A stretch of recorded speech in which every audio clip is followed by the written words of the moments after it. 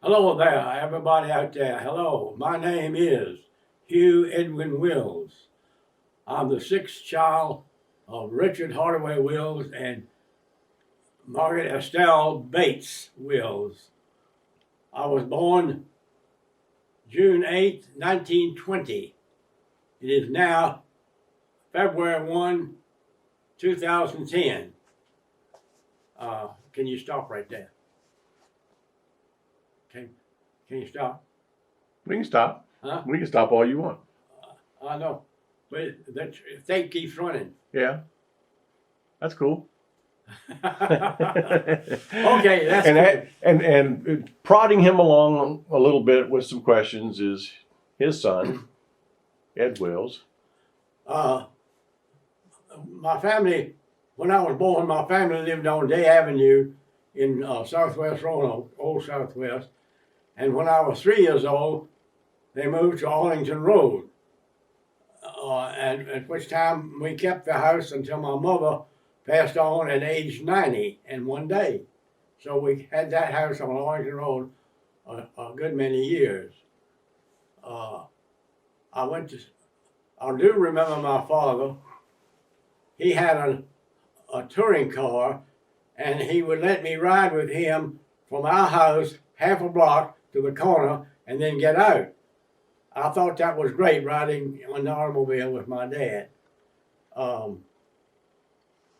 Later, he took me to several picture shows, and I was delighted to go with him to that. I went to school. I started school at Virginia Heights School, and I stayed there until the middle of the second grade, at which time Wasena School was opened. We were a small class. The school itself was already overloaded, overcrowded by the time it opened its doors, and they put us in what had been designed to be the teacher's lounge. It was a small room on the second floor above the principal's office. Well, from there, I went on to the fifth grade, and I'll have to remind you, the last time my mother gave me a spanking, we had three sections of the grade in a half year. They had two sections, one in the fall, one in the spring, and in the one section there were three sections, and you took an exam at the end of each section.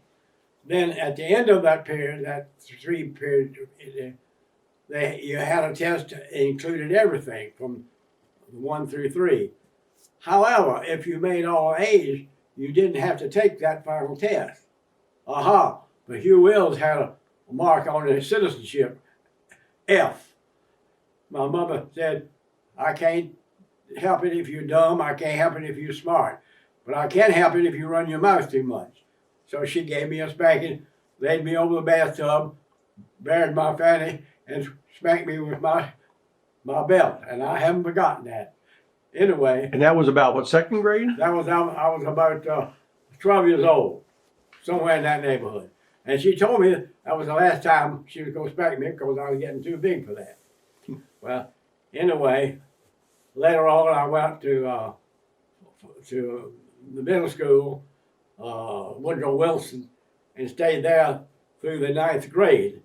At the end of the 9th grade, they took the 9th grade out, so people in the 8th grade came right on up, and we had a big class. My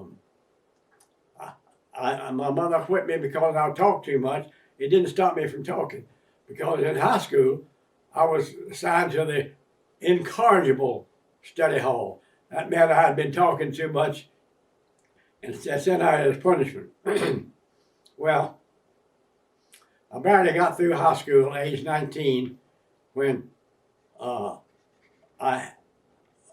World's Fair was in New York City, and I hitchhiked at age 19 from Roanoke, Virginia to New York City. On the way up, I caught the streetcar in Baltimore to the last stop on number 1 highway, And a big Marine came up and said, "Don't worry, buddy, my uniform will get us both a ride," which it did. The Marine jumped in, and the man started out, and I was on a running board in an old touring car from Canada. The man looked around and said, "Where did you come from?" Well, anyway, he took me into New York City. Well, on the way, the Marine told me two things. People in New York City don't know anything but where they live and where they work. They don't know anything about New York City. Do not ask anybody, any native, any question. Go to a policeman. But ask him one time only, say thank you and leave. If you didn't understand it, which you probably won't, go to another policeman and ask him. Do not ask this first one over again. Well, I went to the first day. I thought I'd better just look around New York City. I was between 8th and 9th Streets on 23rd Street. The Marine told me to go to the YMCA, which was called the Sloan's House. I had a dormitory, a cot, and a key around my neck for a locker, and it cost 25 cents a night. Anyway, I went into a haberdasher store, and the fella came out rubbing his hands and said, "What can I do for you?" And I said, "Hey, buddy, I'm just a country boy away from home. What would you do if this was your first day in New York City?" He became all helpful at that point and said, "Do you have $1?" And I said, "Yes." He said, "Go to the Empire State Building, ride the elevator to the top. But that's not the roof. It costs you $1 to ride up to the roof. And up there you can see everything in New York City, and there'll be people up there to point out locations of what's what." Well, I did that. Later, I went back down to the Fifth Avenue and rode the elevated bus. I thought that was great, riding up on top of the bus. And I got information to go to the Rockefeller Center and to go to the basement. It cost me 75 cents, and I could stay there for a week and never see everything in the basement. But if I paid multi-dollars, I could go upstairs and see the whole exhibit. But I went to the basement, and I remember that very well. Later, I rode the elevated bus down, and so then the next day, I found the proper train and rode out to Long Island, where the World's Fair was. I stayed all day, and I was bushed. I wanted to see the aqua show that the girls in their dancing costumes had in the water with their legs spread apart. Mr. Ingleby had made a photo of that on a previous visit that he and his family made. Anyway, I was bushed, so I just came home. Well, coming back, I was given instructions to go to the one street that fanned into the Holland Tunnel. There must have been 6 or 7 streets that fanned into the tunnel, but I was to wait there and get a hitchhiker ride through the tunnel. At that point, I'd be on number 1 Highway South. Well, it took me all day to get to Washington, D.C. Well, I was looking for the YMCA because I knew it could stay there inexpensively. And I was walking along a fence, iron fence, and I came to a man at the gate. And he said, "Buddy, you're looking for YMCA, aren't you?" I said, "Yes." "How in the world did you know?" He said, "This is the White House. I'm a guard at the gate. There's a YMCA right across the street. The lights on."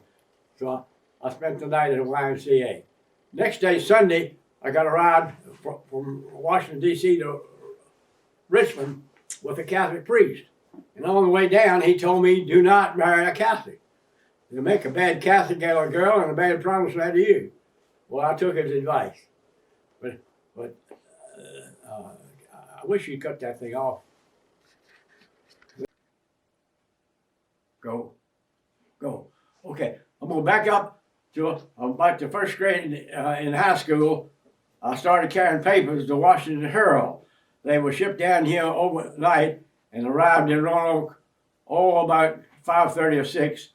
And I had a few customers and a large route, but I did that until later. I got a route of the Roanoke Times.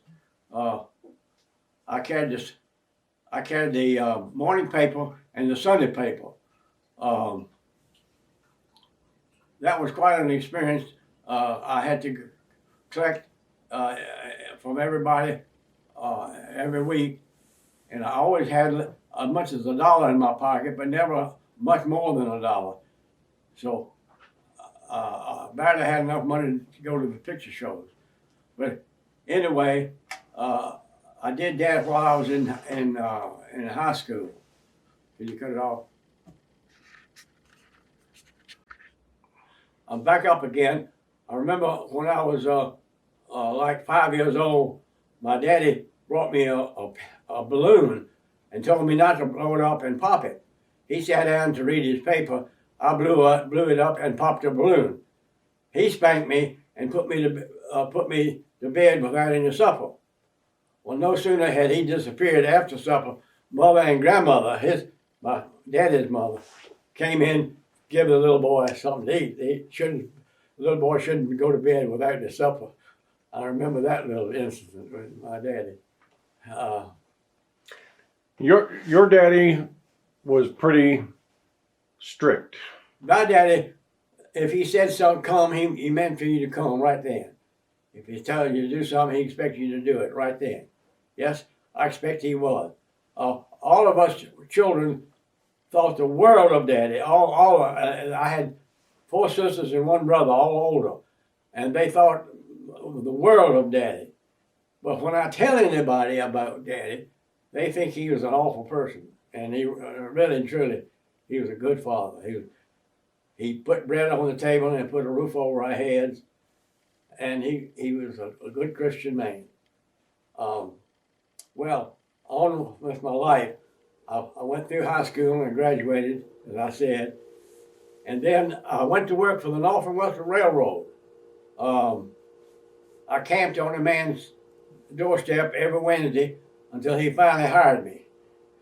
And I was a messenger boy in the shops.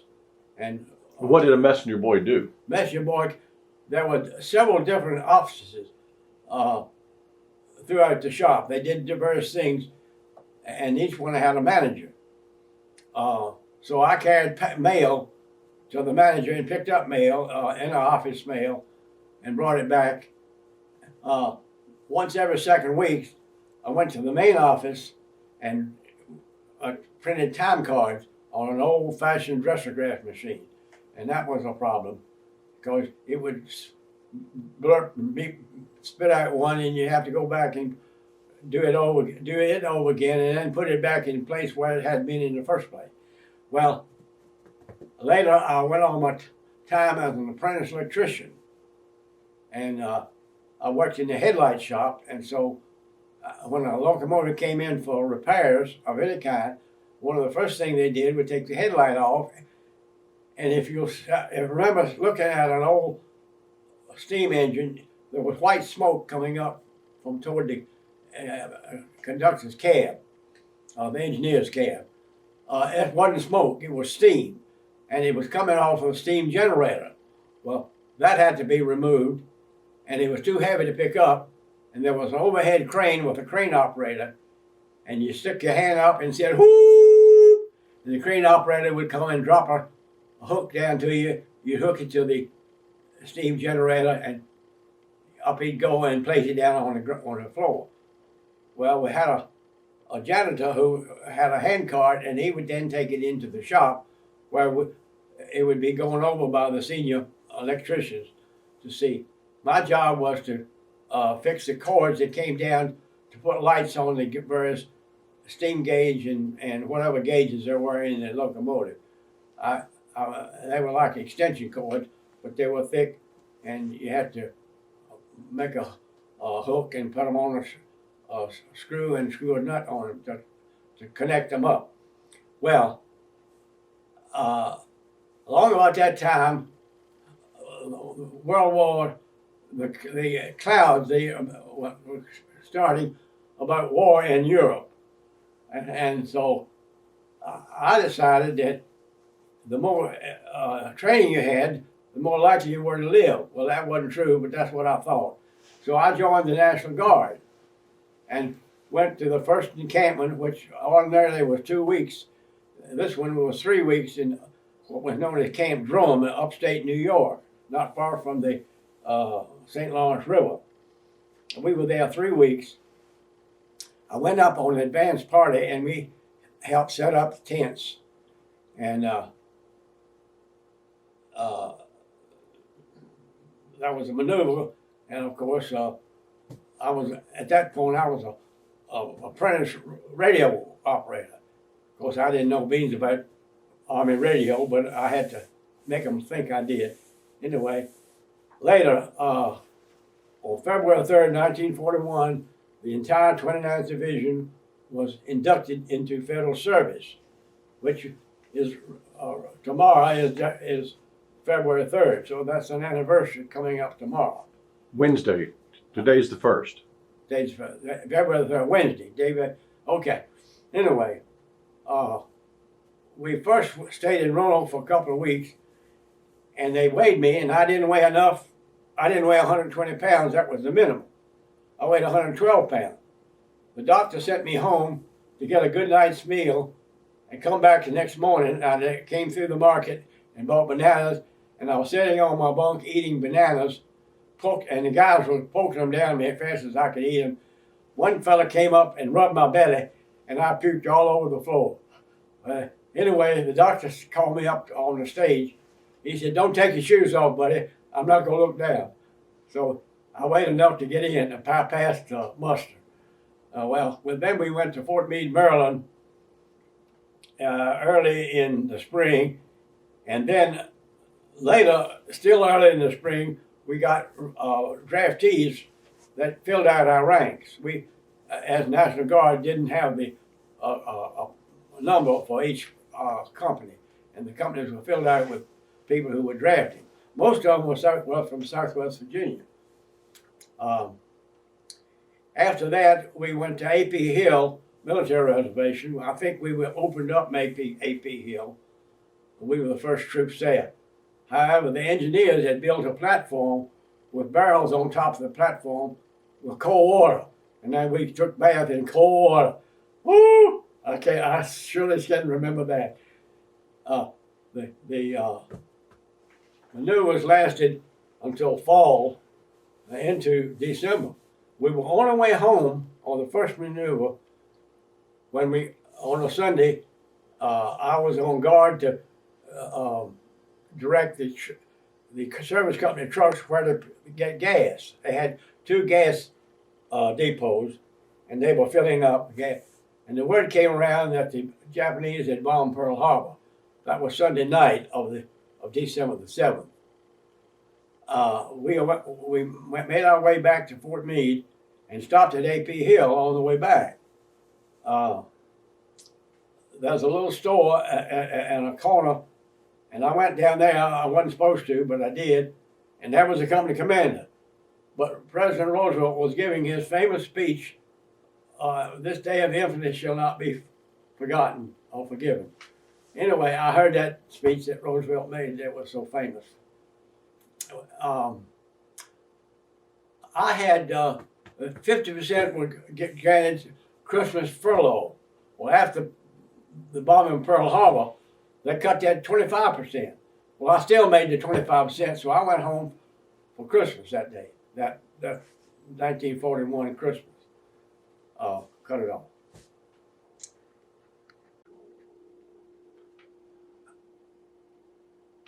Okay.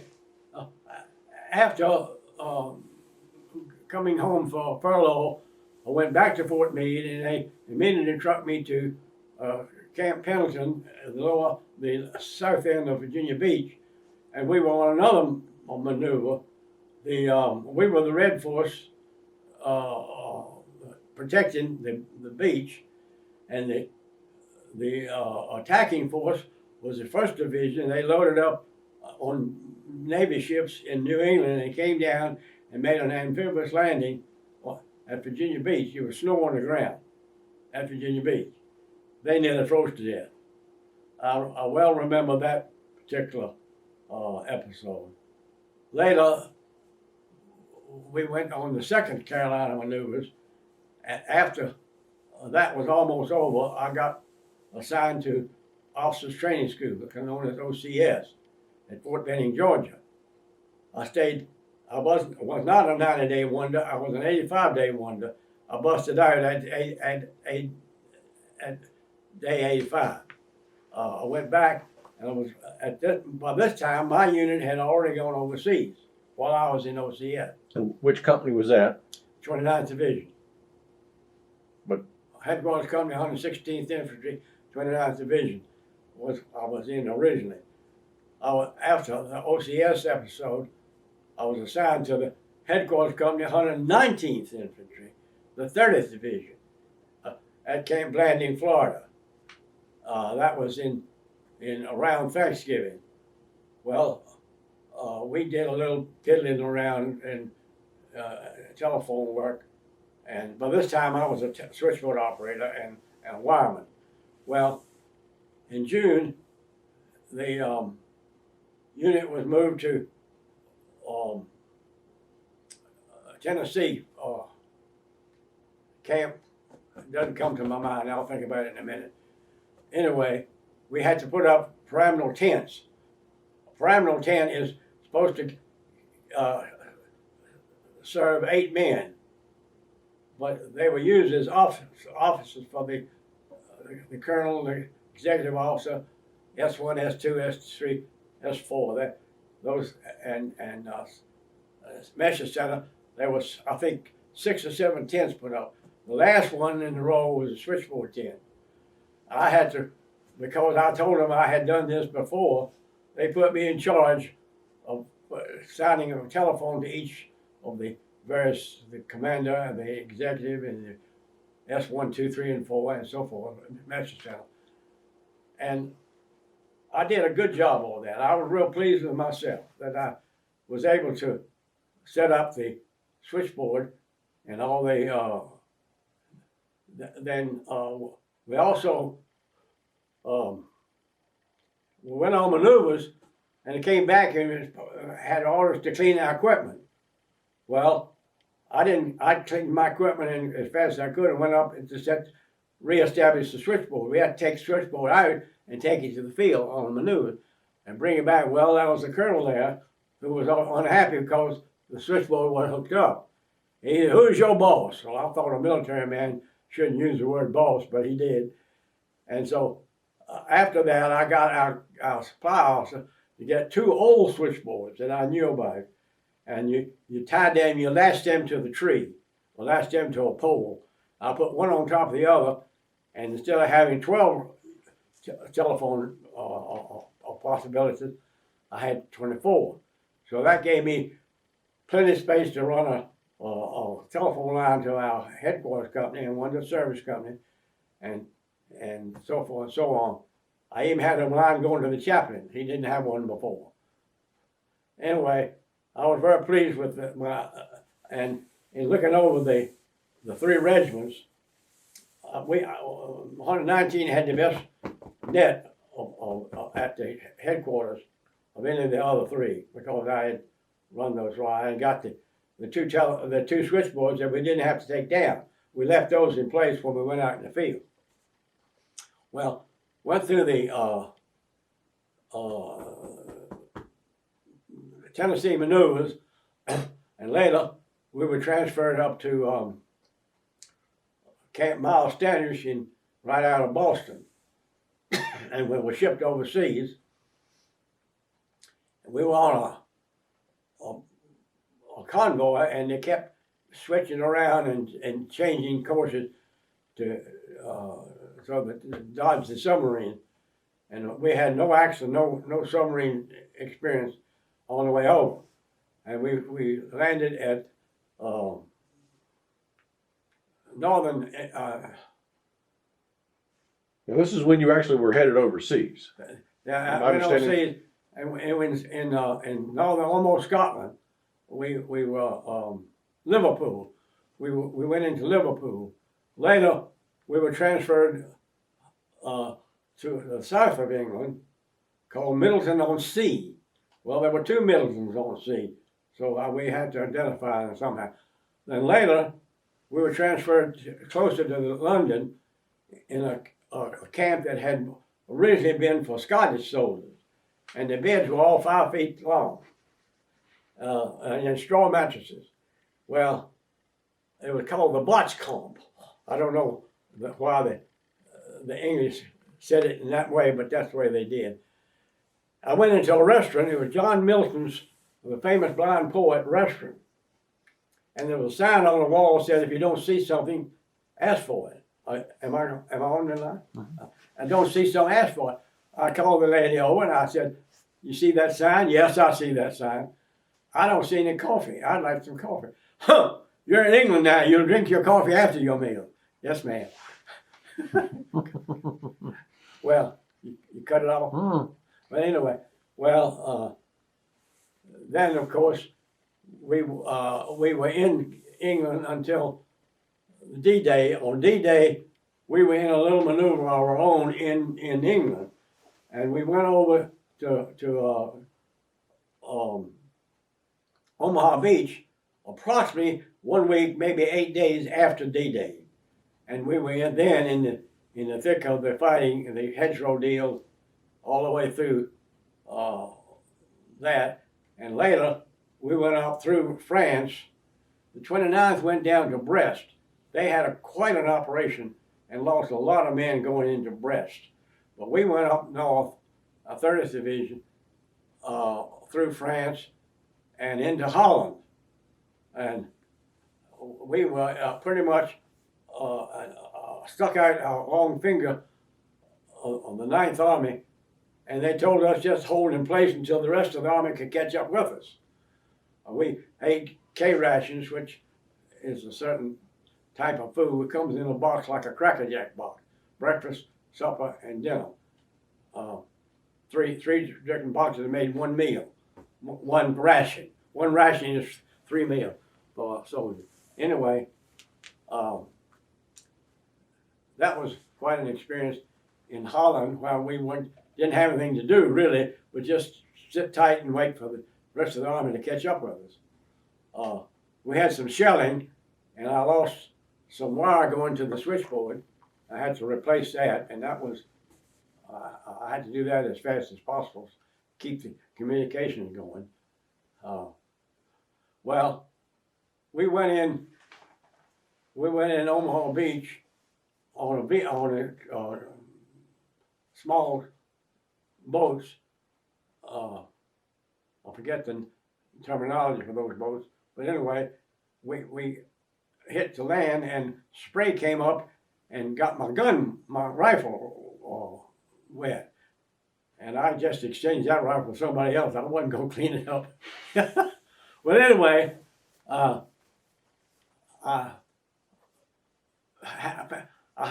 got hold of Army 45, and I ran into a British soldier who had a German 88, a German 38. It was a mass production model of the Luger. It wasn't like the Luger, but it fired the same cartridges, and mine was missing a certain pin. It would only fire one time, and then you'd have to.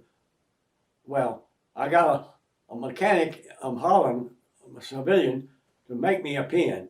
And then after I got that pin, I could fire it one time, and I had to rotate the pin and fire another.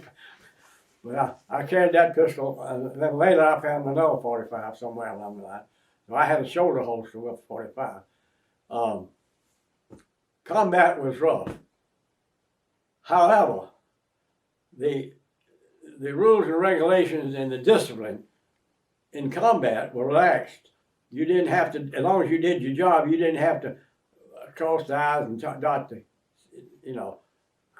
dot the I's and cross the T's. The officers left you alone as long as you did your job. If you didn't get killed, it was better in combat than it was in the barracks. Well, fortunately, I didn't get wounded at all. My little body bounced up and down on the ground. Oh, and that day that General McNair was killed, it was early in Normandy, and the Air Force got their wires mixed on what color markers on the ground, and they bombed 2 days in a row. They bombed American troops, the Air Force. The first day, my little family bounced up on the ground. It's one thing in the movies to look and see the bay doors open and the bombs spiraling down. It's another thing to lay on the ground, look up and see him coming down at you. That's a horse of another color. Well, that night I found a dugout, and I pulled 2 dead bodies out of that and crawled in. I didn't want to sleep topside, and I don't know why I thought if those 2 fellows got killed in there, I wouldn't either. But anyway, I survived the night and throughout the rest of the war, actually. Do you remember where you were when that occurred? That was in Normandy.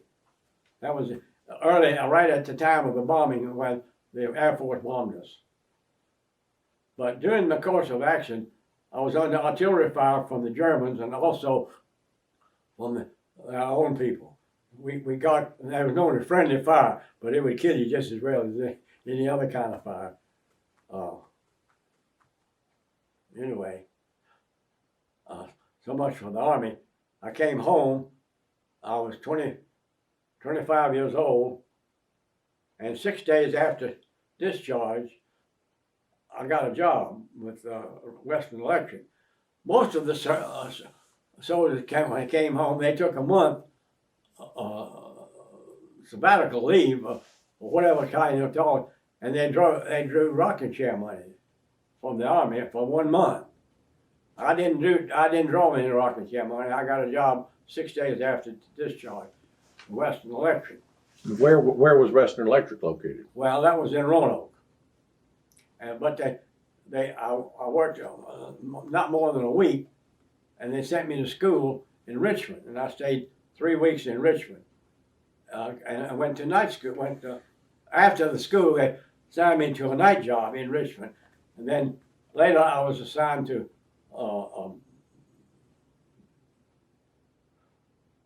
Danville, and I stayed in Danville from the end of February till first part of June. At which point I decided I would go to college.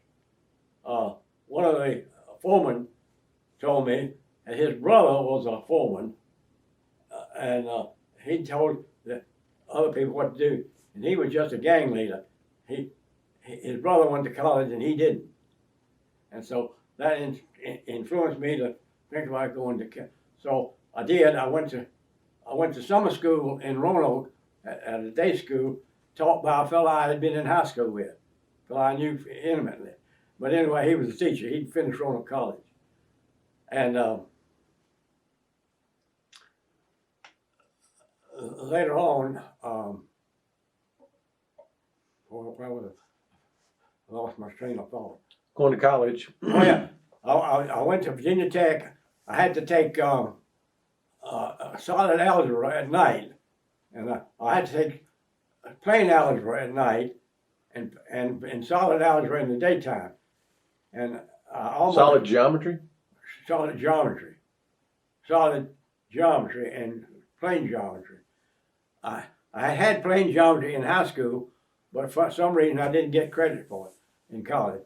Anyway, I stayed 3 quarters, which is a school year at Virginia Tech, and I had the burning desire to get out in the world and make my living, earn my living and make money. So I quit college and went to work. I went back to Western Electric, but only for a few months during the summer. And then, let's see, after Western Electric, I took a job selling fuller brushes.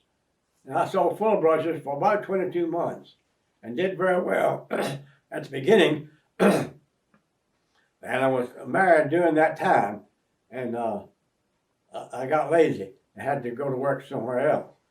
Well, I got married. It's interesting that I had a date, and I had a double date, and I took my date, and I had the automobile. I had Uncle Lester's automobile. And Lester was who? No, I had my car. This time I had my car. Because that's another time I had Uncle Lester's car and I wrecked it. Oh boy. I didn't get out of tongue lashing, I just got silence. And that was worse than tongue lashing. from Uncle Lester. Was that after the war? That was before the war.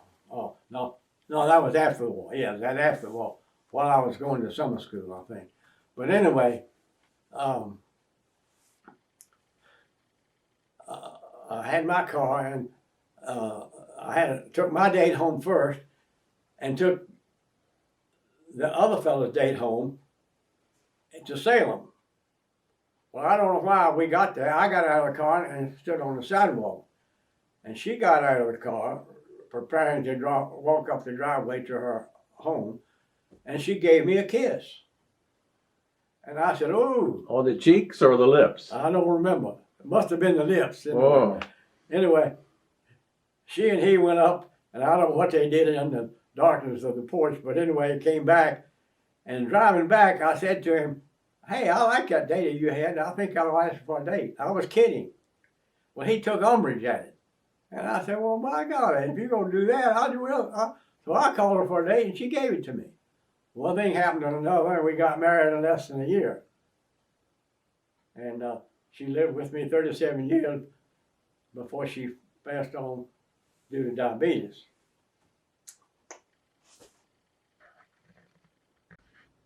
I began to date her, and she had a date with this original fellow whose name was Joe Young. And Joe was a senior at University of Virginia in Charlottesville. Well, I gave her a ride down. I wanted to go to the dance, and I knew somebody I could spend the night with. Dance. They had this was the occasion of her going to the university, was to go to the one of the yearly dances that they put on, At the University of Virginia. Yeah, University of Virginia. Well, she said, I told him I was coming by train, and my brother was going to bring me from Waynesboro over to Charlottesville. I was going to meet him in the train station. That would be her brother Doug was already in Right. Waynesboro working. Right. And so I said, well, you can tell him that if you want to. I'll try to get there a little before the train, and I'll leave you there and that. Well, I knew at that point she was capable of telling a falsehood. And later, I found out she did. But anyway, that's another long. In fact, I forgot her birthday several times. And I asked Jeannie one time, what her birthday is such and such date, and Jeannie had been prompted to tell me exactly what wasn't true. But at any rate, I got her a present and put it in bed. She got back in bed after changing the diapers and hit her shin on the prop pan, or the stew pan, electric stew pan. She never used that damn stew pan. Well, anyway, we had a good marriage, and three children, and we lived in Salem, and we lived two places in Salem, and then I got a job transfer to Lynchburg. And so we moved to Lynchburg, bought a brand new house, and I financed it. I had $5,000, and the house was $15,000. I paid $5,000 and borrowed $10,000 from CUNY Mission Insurance at 5%. That was unheard of in those days. And my monthly payment for 20 years was $66 a month. Can you imagine today's mortgage payment being $66 a month? Well, I paid it down till the last 2 months, and then I made a double payment because at that point it was coming out of my checking account automatically. I didn't want them to take one out after I'd paid it in full. So I paid it up 2 months early. At that point, I was retired, or about to be retired, and I wanted a swimming pool. So I borrowed $10,000 and put the swimming pool in for $8,000 or 950, something like that. And over the 10 years I lived there, 11 years, that swimming pool was well used by the family as well as the neighbors. And it was getting, after Margaret died, after my wife died, I lived there 11 years in that same house after she passed on. That's when the keeping up with the swimming pool got to be a bore because the children weren't coming in as much. They were living all over the country and so forth and so on. So they weren't coming as much as I'd hoped they would. And there I was a swimming pool with neighbor kids. So I was glad enough to sell the house and sell the swimming pool with it. Moved to Roanoke. And I moved to an apartment at Friendship Manor. And the organization has dropped the word manor. They're now known as Friendship Retirement. I have a nice 2-bedroom apartment. I first thought I wanted to go to the Elks Home in Bedford, and was about ready to take the examination and you have to have a medical examination as well as a written examination or application. And Jeannie talked me out of it. And I said, okay, I'll let you talk me out of it for 1 year. And the year came about, and I was about ready to go to Elks Home in Bedford. A friend of mine in Roanoke, Norman Elmore, said, Hugh, have you checked out Richfield? Have you checked out this place? Have you checked out Friendship Manor? No. Well, I think you should before you actually sign up to go to Bedford. Well, I checked out Richfield, and I checked out some other place, and I checked out Friendship Manor. Well, Friendship Manor and Richfield had about the same accommodations, but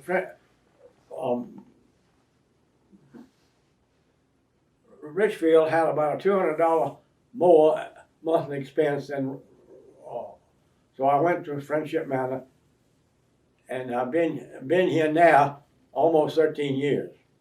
So I must like the place. I'm still in the same apartment. As we speak, I'm on the sick list, having had a hip operation.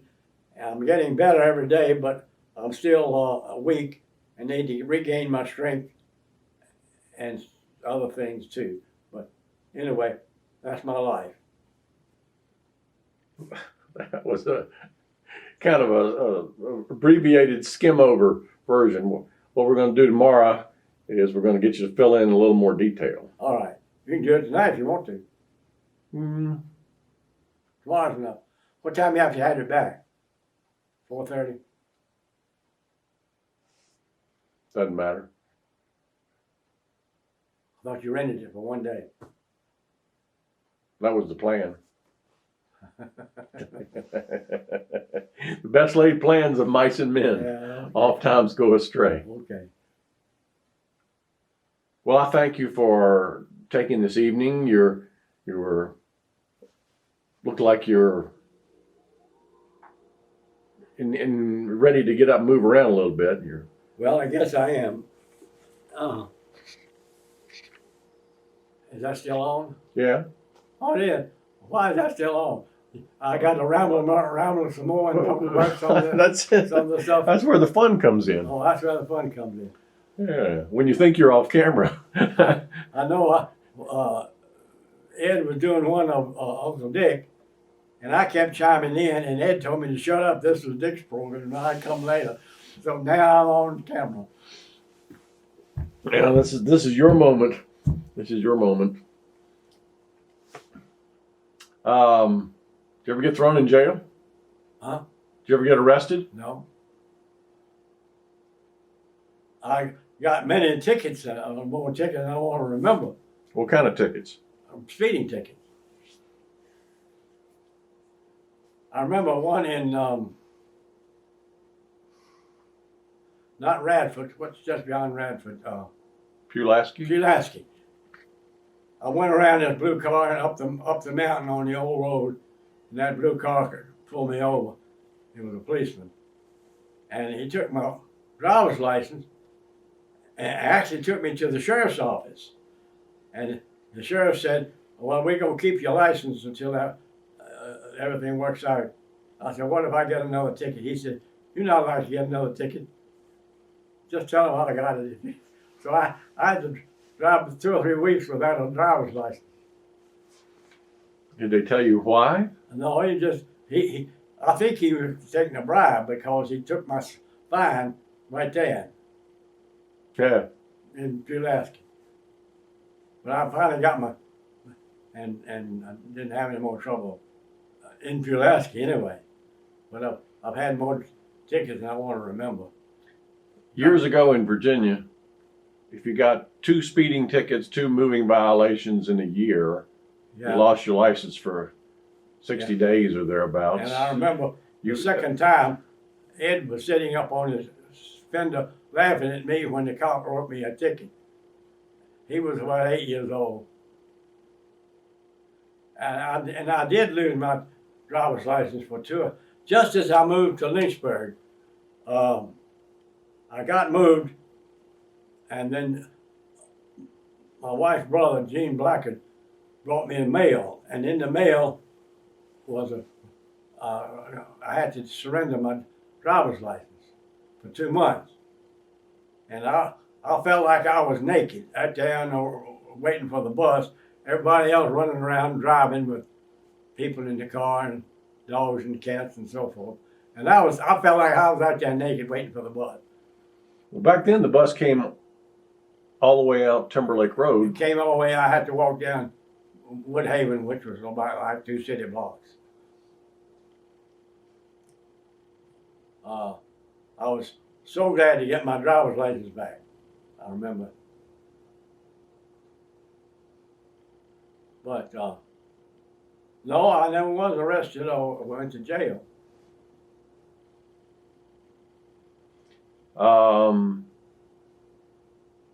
You grew up in Raleigh Court Methodist Church. I grew up in Raleigh Court Methodist Church. My sisters took me there when I was like 3 and 4 years old. So I was there until I was 19 when I was married. You weren't married at 19. I was married at 29. I was 19 years. Anyway, I was correction there. I attended Raleigh Court when I was 3 or 4 years old. My sister took me to Sunday school. I joined the church when I was 9 years old. I later told my mother I didn't know, I was too young, I didn't know what I was doing. And she said, well, you knew you were not doing something wrong, didn't you? I said, yes, ma'am. Another time, I would make a pledge and I wouldn't keep it. I didn't have money to keep it. I was broke most of the time. And so one year I made my pledge and I boasted to my mother, I guess you'll be happy with me, you know that I made my church pledge this year. She said, wait a minute, son. Your pledge is none of my business. That's between you and God. I don't have anything to do with you, whether you make your pledge or whether you keep your pledge or not. That's one of the few times she ever brought me up short like that. Hmm. Now you have mentioned something called the Usher Club. What was that? Well, the boys at church formed a club. We had an old man as our counselor, and we ushered. We ran the old man off, and we actually ushered people down to their seats. And we knew who sat where, and we saved seats for certain people. And so, but there were 4 rows at that time. And the one on the right, with 2 of us, takes 2 of us there, and we'd elbow each other and fighting silently to see who got the most favorite spot of the usher. You know, right in the center was the favorite spot. You know. Then later, we took the money and went out the back door, and they said they sounded like a herd of turtles going out the back door, so they made us stop there, and we did a left turn and went over and sat down next to the front row, which was kept vacant. And I'd been out partying Saturday night and carrying papers early Saturday morning, early Sunday morning, and I'd put one arm around one fella, one around another, and drop my head and go to sleep in church. I well remember that. And you were about how old? Oh, I was about 16 or 17.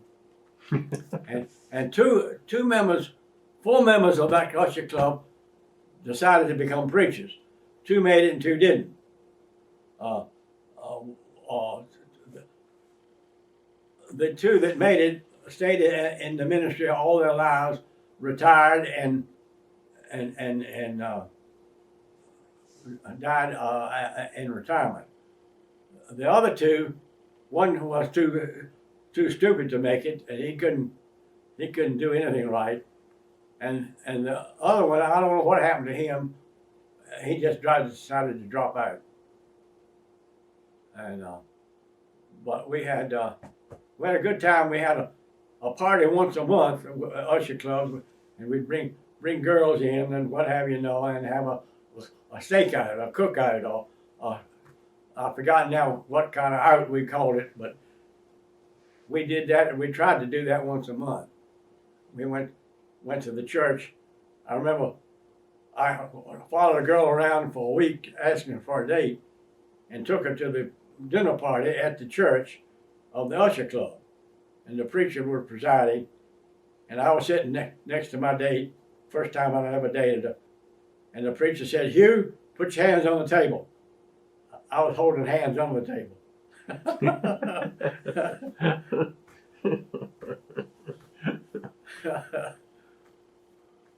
The usher club was a good thing for us. We had it several years, and took in as people got older, we took them into the club as well. And of course, the older ones went to college; they dropped out. But Can you name some names that were members of the club? oh yeah, Beverly Felty and Robert Sink. Robert Sink is the one that I could never get along with. He and I fought and scrapped all the time. And he was the one that taught me in summer school after the war. And going to college instead of going in service, right away. But his brother Graydon Sink and his younger brother, three of them, Earl Sink, Russell Aldridge was a member for a while, and Charlie Vi was a member for a while. Charlie Vi had flat feet, and he wouldn't let him go in the military, in the Corps. He was one of the few civilian students, but he made a lot of money and dropped dead. And his brother Ralph Vi now runs that hardware store. Ralph is retired now. The hardware store. I don't think Ralph was ever a member of our usher club though. Gordon Holt, one of them decided to be a preacher and then dropped out. Brian Goodall, there's several others that I can think of. We all grew up together and went to school, the same neighborhood, and we knew each other in school, we knew each other in church. So we had a close bond between all of us at that point in time. What else you want to ask me? Nothing, honey. Well, I think that'll be it for this little portion, and we'll Okay. come back tomorrow. So be it. Adios.